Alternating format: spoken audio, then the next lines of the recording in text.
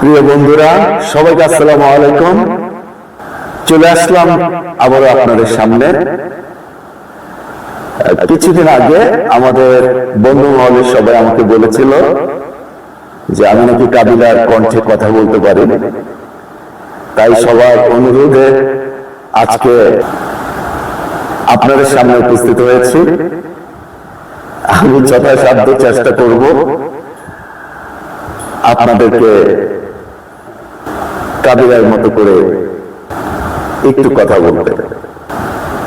তাহলে শুনুন। আরে বড় আল্লাহ, এই একটা কথা কইলে মোর এলাকায় ঢুইকা মোর লগে মাস্তানি হওয়ার কাছে। বন্ধুরা, জানি না কেমন হয়েছে। যদি ভালো লাগে লাইক, কমেন্ট, শেয়ার অবশ্যই করবেন। সবাইকে অসংখ্য ধন্যবাদ। আল্লাহ হাফেজ।